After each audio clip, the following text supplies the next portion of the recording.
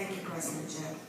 Good morning, brothers and sisters. It is a privilege for me to be here with you today.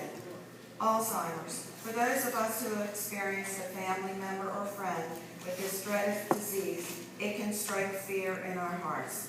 I have a few facts about Alzheimer's. The mission of the Alzheimer's Association is to eliminate Alzheimer's disease through the advancement of research and to enhance care and support of individuals and their families and caregivers. This mission is carried out through services for individuals and their caregivers, education of families, of healthcare professionals, and the public, advocacy for improved public policy and needed legislation, support of and cooperation with Alzheimer's disease research. In the United States, an estimated 5.4 million people have Alzheimer's disease. This includes 5.2 million people aged 65 and over, and 200,000 individuals under the age of 65 who have younger onset Alzheimer's. At least 800,000 of this population live alone, and up to half of this group do not have an identifiable caregiver. A government-funded report confirms what advocacy groups have been warning for years. Unless something is done to change the trajectory of this disease, the number of people in the USA with Alzheimer's disease will almost triple by the year 2050. This means as many as 16 million Americans aged 65 and over will have Alzheimer's by 2050. Currently, our country spends $200 billion per year caring for those with Alzheimer's and other dementias, with more than 2/3 of those costs being paid by Medicare and Medicaid, And while these numbers are high, they are expected to skyrocket to $1.2 trillion per year by mid-century, straining both the healthcare system and taxing the health of caregivers. Despite staggering costs and this growing epidemic, chronic underinvestment continues in Alzheimer's disease research. Our country invests less than 1% of what we need for care and support on research for Alzheimer's, the very research that holds the key to conquering this disease. That just does not make sense. Clearly, overcoming Alzheimer's will save lives and is key to addressing our nation's fiscal challenges. As an Alzheimer's associate advocate, you know this disease, and you know that to truly make a difference, our nation must do more. Smart investments in other diseases have shown great success and are paying off both in terms of costs and save lives. Without a doubt, our donations are important, and we must continue and step up our fundraising efforts. But let's not just donate our dollars. Let's add our voices to help produce this important results needed. There is much to be done. To all the Lodge Course chairpersons and those, especially to President Jim DiTrapani, I thank you for this appointment. Thank you.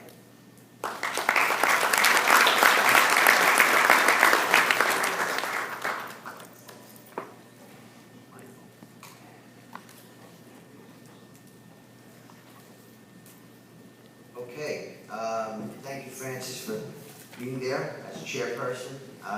Brothers and sisters from your states, if you'd like to come to the microphone.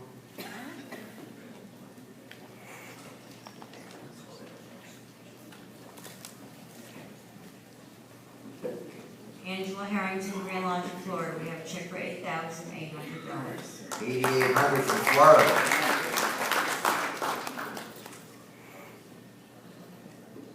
Yes.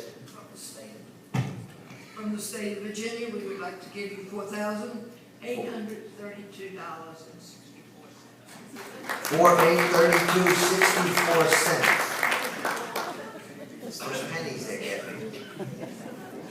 Tony Sestito from the Grand Lodge of Massachusetts would like to donate $5,400. $5,400 from Massachusetts. Carolyn Lawrence Murphy from Grand Lodge of California. We have a check for $9,500. $9,500 from California.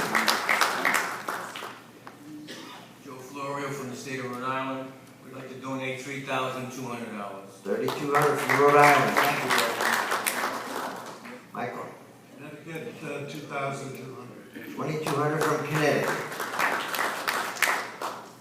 Lisa Chimino Stoffer from Grand Lodge of the Northwest, $2,150. Thank you, Northwest, 2,150. Tony Lana from West Virginia, a check for $1,000. $1,000, West Virginia. Carol Adele from Grand Lodge, Ohio, $4,078.51. $4,078.51. Thank you, Terry. Dominic Lasasso, Grand Lodge of Colorado, we'd like to give $1,200. $1,200 from Colorado.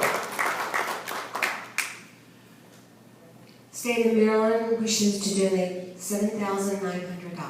Very nice, 7,900. Marie Marisali, Grand Lodge of Illinois and Wisconsin, $8,000. Wow. $8,000 from Illinois, Wisconsin. Joseph?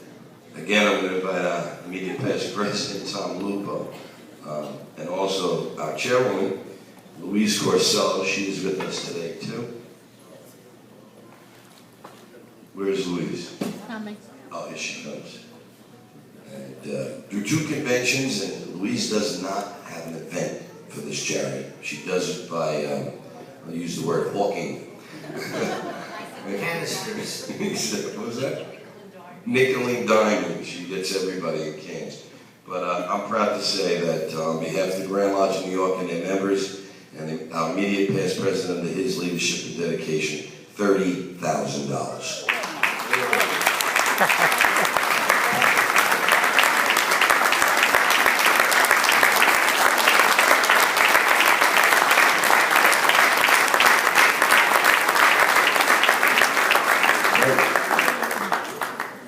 I think it was 88,000. 88, a little over 88,000 for Alzheimer's.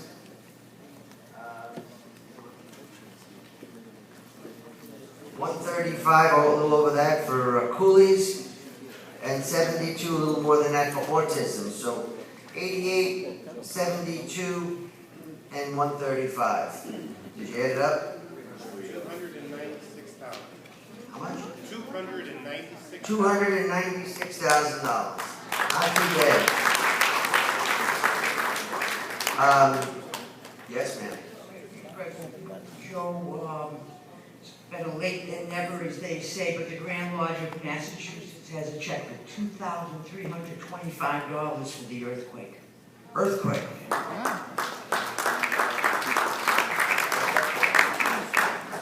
I'm sorry, I should have said many other charities. Yes. Yes, Grand Lodge of California has a check for $1,161 for earthquake. Earthquake from California. Thank you. Francis. Maryland has a check for $100 for cancer. Cancer. Okay.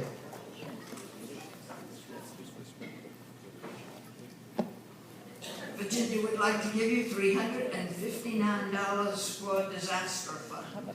Thank you. From Virginia, 359. Thank you. Okay, so I think we inched up to 300,000. Yes, President, question. We have a pledge for CSJ and for Garibaldi. Will that come later? No, but we can. I think we should get all the pledges and the donations out today. Thank you. The Grand Lodge of California would like to pledge $500 to the CSJ. And we also have a check for Garibaldi Nature Museum for $3,500. The Grand Lodge of Maryland has a check for Garibaldi Museum for $1,000. $1,000 from the museum. Thank you very much. It's a lot of bricks. I'm kidding. I'm joking.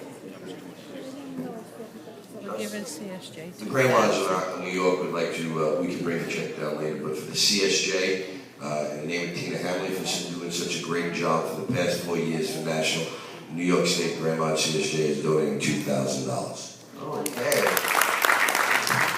That'll help toward the budget we just approved. Actually, not. That's 10. Just to add to the list that was given to me since I've arrived, we have $1,000 check that came from Connecticut. The general donation to the museum, and then Joseph Russo has donated $250 for a brick. And then yesterday, Dr. Picciarello himself presented a check for $500, which will be used for 2 bricks to commemorate his in-laws and his own parents. So that's what I have so far. Okay. There's another one later. Also, I have chance books for the upcoming November 16th event. I would like to go home without them. They have numbers on them, you can send them back, and the address is on the chance book. How much is it? $25 for a book. So, For a book? You know, for a book, and I have about 200 books. 200 books. Optimism. I think when you add up all the money, I did not, but Museum is 6,000. $310,000 sounds reasonable with all these other. Yes, Joe was just reminding me that Brother Bill Privatera, the names to be decided, Yes, 3,000. donated 30 bricks, adding up to $3,000. All right. Thank you, Philip. Thank you. Yes. Worthy President, I would just like to remind everyone that there is a circle of giving that you're all welcome to join and make a monthly donation that I don't think any of us would miss very much. My wife Linda and I already belong to that, but we'd like to say that we're going to increase our donation to help the cause. You're talking about the The circle of giving, yes. Yeah. So remember, every one of us can do that. Thank you. Thank you so much. He's talking about the small amount of money you put on your credit card, and for the SIF, it's that reoccurring, correct? Or a large amount. Or a larger amount.